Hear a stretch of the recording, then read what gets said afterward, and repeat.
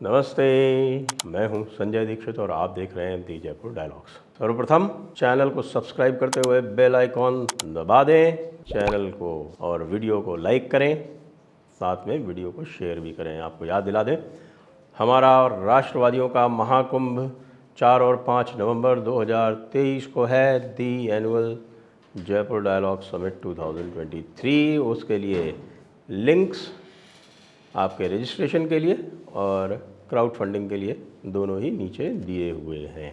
नारी शक्ति वंदन अधिनियम पेश हो गया है लोकसभा में। वैसे तो इसका जो आधिकारिक नाम है वो है 128वां संविधान संशोधन बिल, दी 128th कॉन्स्टिट्यूशन अमेंडमेंट बिल, और जब वो पास हो जाएगा तो उसका भी जो नाम होगा वो कॉन्स्टिट्यूशन अमेंडमेंट एक्ट ही होगा। लेकिन उसका जो है एक लोकप्रिय नाम बता दिया गया है, वो है नारी शक्ति वंदन अधिनियम, यानी कि वीमेन पावर वर्शिप एक्ट।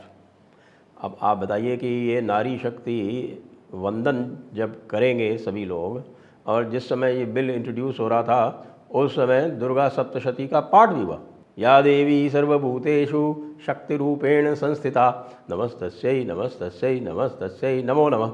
ये कानून मंत्री अर्जुन राम मेघवाल ने वहाँ पढ़ के सुनाया, और निश्चित रूप से यह हृदय विदीर्ण करने वाला कार्य जो है वो हुआ होगा। जितने भी महिषासुर हैं उनका सबका हृदय विदीर्ण निश्चित रूप से हो गया होगा, और कई सारे इन महिषासुरों की आर्तनाद की ध्वनि भी हमको सुनाई पड़ रही थी जब हम पार्लियामेंट की प्रोसीडिंग्स देख रहे थे नए लोकसभा के कक्ष में।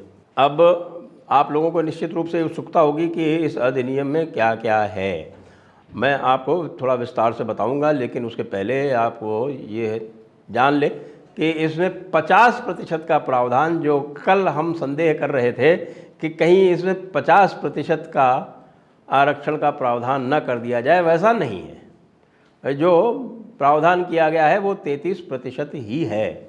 लेकिन इसमें बहुत सारे लोग जो इसके वाहवाही लूटने के लिए उतावले थे, कूदे पड़ रहे थे, अपनी सीटों पर से उछल उछल कर जंप कर रहे थे, उनको तो बहुत ही निराशा हुई होगी। सर्वप्रथम तो कांग्रेस को बहुत निराशा हुई, क्योंकि कांग्रेस के जब अधीर रंजन चौधरी खड़े हुए तब उन्होंने कहा कि ये हमारा वही बिल है, यानी 108वां संविधान संशोधन बिल, जो हमने 2008 में प्रस्तुत किया था, 2010 में हमने इसको पारित कराया था, और ये लोकसभा में आज भी लंबित है।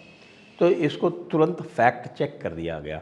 फैक्ट चेक करने के बाद ये बताया गया कि भाई साहब, ये आपका पुराना वाला बिल नहीं है, पुराना वाला बिल जो है वो लैप्स हो चुका है लोकसभा के नियमों के अनुसार, और यह जो बिल है ये पूरी तरह से नया बिल है। इसका नाम है दी 128th कॉन्स्टिट्यूशनल अमेंडमेंट बिल 2023। तो इसका उस पुराने बिल से कोई लेना देना नहीं है। तो ये जो क्रेडिट का जो उतावलापन था कांग्रेस पार्टी का, उसके ऊपर बड़ी गहरी चोट लगी, और चोट इतनी गहरी लगी कि आप जो है उसके विरोध के जो स्वर हैं वो आप निश्चित रूप से, यदि आप देख रहे होंगे, नहीं देख रहे हैं तो आप उसकी रिकॉर्डिंग देख सकते हैं, और देख के आप जानकारी कर सकते हैं कि यह चोट कितनी गहरी लगी है। दूसरा जो बिंदु है वो ये है कि यह लागू कब से होगा।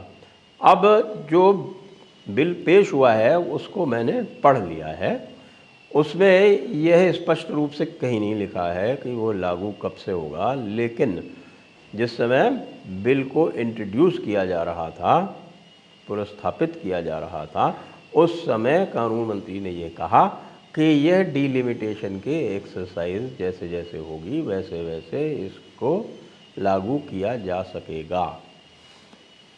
अब बिल पास करना और बिल को नोटिफाई करना ये दो अलग अलग चीज़ें हैं।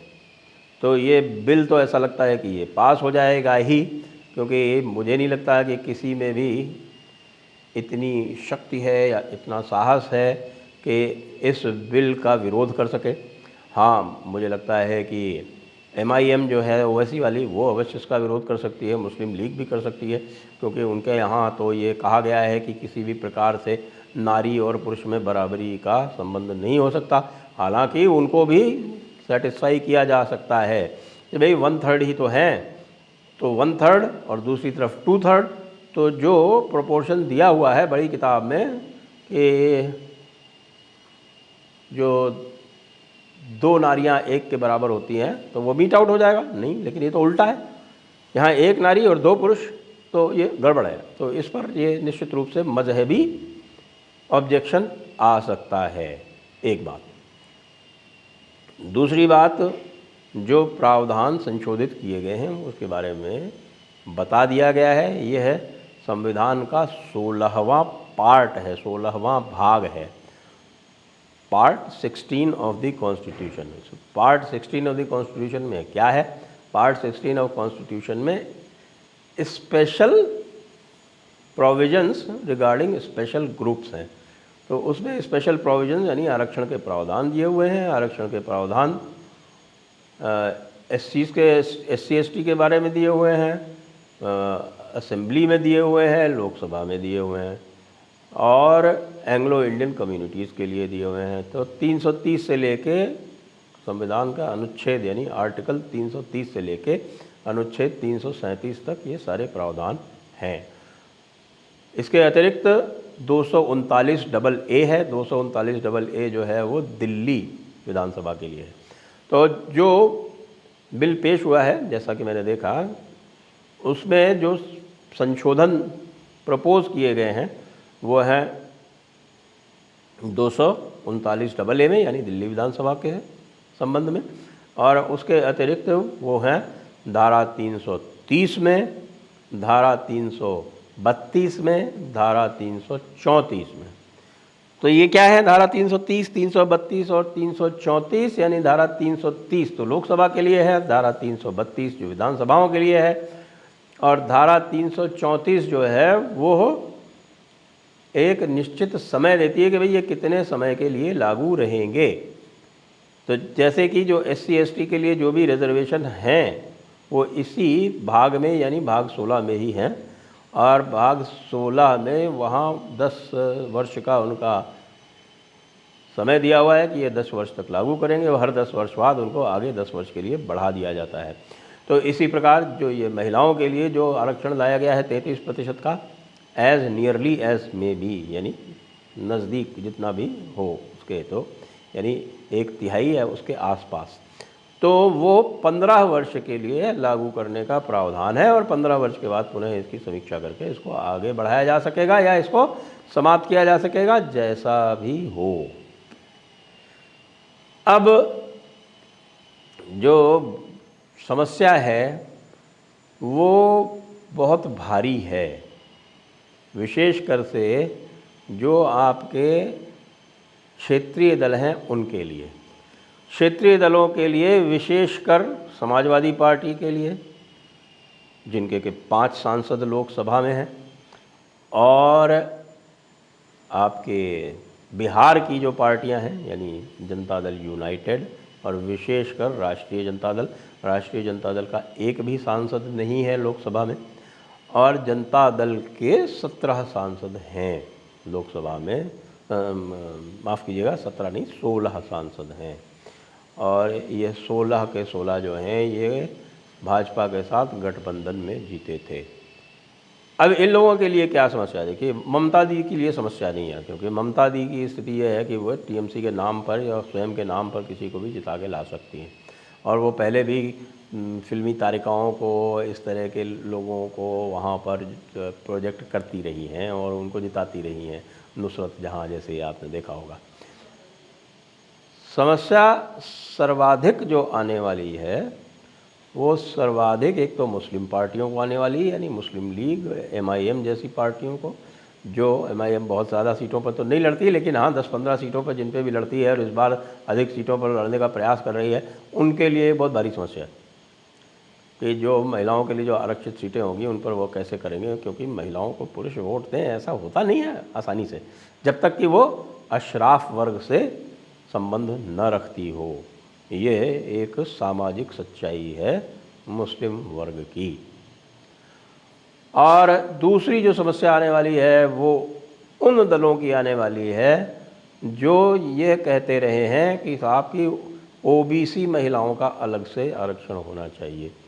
अच्छा, ये जो ओबीसी का जो आरक्षण नहीं किया जाता है संविधान में, उसके पीछे भी कारण है।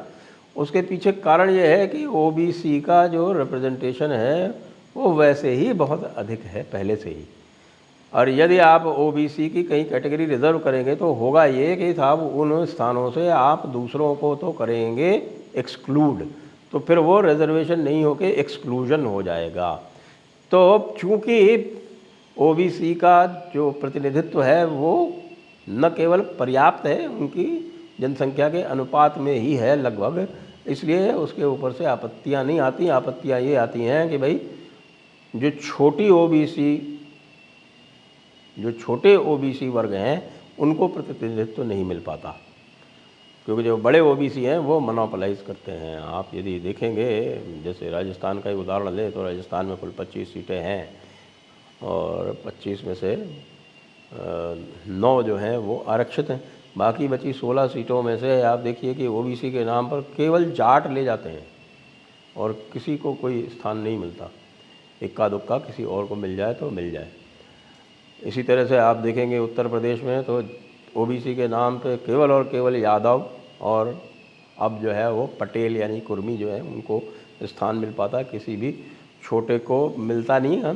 भाजपा जरूर छोटे जो वर्ग हैं उनको प्रतिनिधित्व देती है, जैसे निषाद इत्यादि को उन्होंने जिताया भी है। तो ये जो क्षेत्रीय दल हैं ये अब क्या करेंगे, ये सबसे पहले कांग्रेस के ऊपर दबाव डालेंगे कि आप जो है इस ओबीसी के मुद्दे पर हमारा साथ दीजिए, लेकिन कांग्रेस इसमें साथ देने की स्थिति में नहीं है। इसलिए इनमें किसी न किसी स्तर पर सिर फुटअव्वल होकर, और आप देखेंगे कि वैसे भी बहुत सारी समस्याएं आ रही हैं इनमें सीटों के बंटवारे में, और ये अगर इस तरह की स्थिति हो गई तो कांग्रेस में और जो इस प्रकार के जो दल हैं जो ओबीसी वाद के सहारे ही चलते हैं उनमें भी सिर फुटअव्वल हो जाए तो आश्चर्य ना कीजिएगा। तो बहुत कठिन समस्या विपक्ष के सामने आने वाली है, यानी कि यदि इसको स्वीकार कर लेते हैं तो क्रेडिट लेने का अब कोई अवसर उनके पास है नहीं, ये नया बिल है। और यदि क्रेडिट नहीं मिलता है तो पूरी तरह से बाजी भाजपा के हाथ में ही है। 2024 में तो चूँकि आरक्षण हो नहीं रहा है तो 2024 में तो वो थोड़ा बहुत कुछ कर लेंगे, लेकिन भाजपा ने एक धोबी पाठ तो मार ही दिया है। और इस इंडिया अलायंस के बीच में मतभेद का एक और कारण प्रस्तुत कर दिया है। अब आगे देखिए कि बहस में क्या होता है, उसमें और भी आपको बहुत सारे पत्ते खुलते दिखेंगे। जय हिंद, जय भारत, वंदे मातरम।